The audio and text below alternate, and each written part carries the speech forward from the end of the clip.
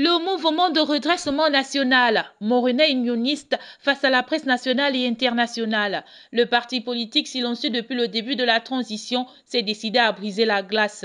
Devant les hommes et les femmes de la presse, il était question de rappeler le contexte politique dans lequel est intervenu le coup de libération du 30 août 2023.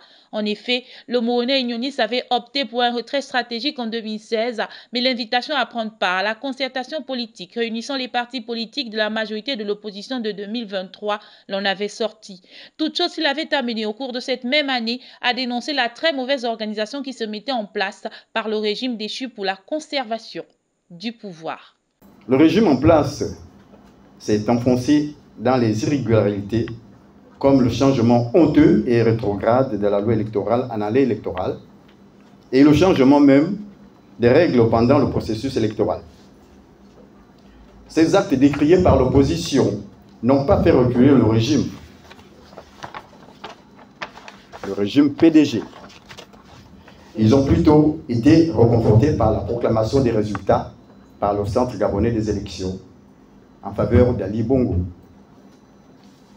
Alors, c'est quelques jours après cette énième forfaiture vis-à-vis du peuple gabonais que va survenir le coup de libération du 30 août 2023 par les forces de défense et de sécurité au sein du CTRB, qualifiant le résultat lu par le CGE de tronqué.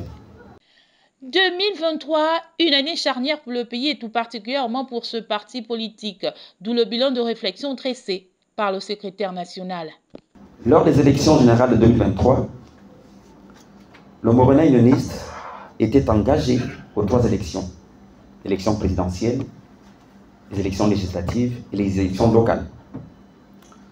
Notre parti, qui a commencé à soutenir le président Albert Ndossa à l'échelle nationale et internationale, bien avant qu'il ne devienne le candidat consensuel de l'opposition, n'a fait qu'entériner son choix lors de la campagne électorale et pendant les votes. Beaucoup d'entre nous qui avaient été dans le Wellington, je pense 2 semaines avant qu'il ne soit le candidat consensuel, nous l'avons présenté à OIM et l'avons accompagné dans tout le Wellington. Personne ne savait encore qu'il serait candidat consensuel de l'opposition. Alors, parlant d'élection présidentielle, notre parti a mobilisé et mis à disposition du candidat consensuel de l'opposition ses différents états-majors à travers le pays. Nous avons mis également tous les moyens logistiques et financiers tout au long de cette campagne électorale jusqu'au 26 août 2023 pour le président scrutin. Les résultats obtenus lors des dépouillements ont été sans appel. Parce que nous avons les candidats, où nous étions représentés, nous avons observé les dépouillements. Et ça n'a fait que conforter notre choix. Bilan de réflexion 2023 qui fait suite à un autre, celui d'APRA, le coup de libération. Le Morena unioniste estime qu'il y a nécessité de sortir, d'émettre un avis afin de mesurer les progrès et permettre de pouvoir mieux s'orienter. Aujourd'hui, il porte un regard avisé sur la gestion du pays. Le constat est que les réformes initiées sont significatives.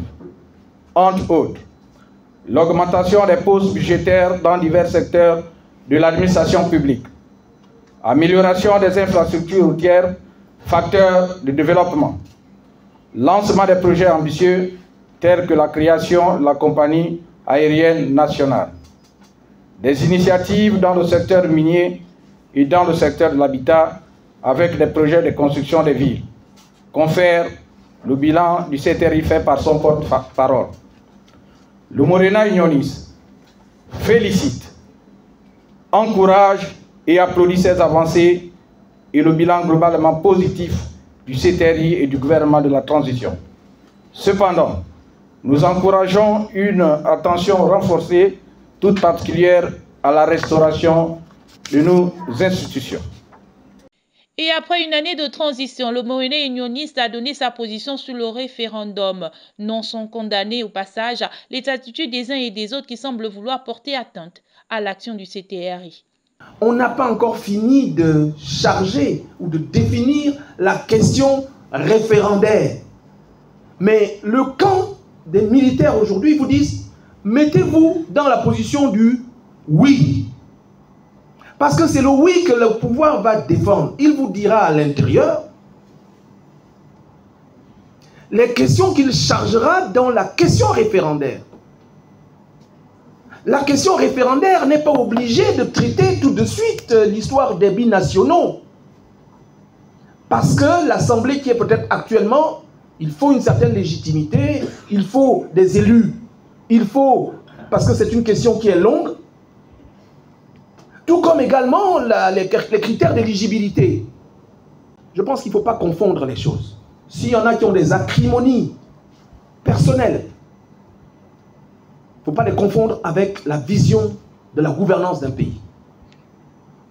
Il y en a qui sont passés maîtres pour mettre en résonance, en fragilité, les esprits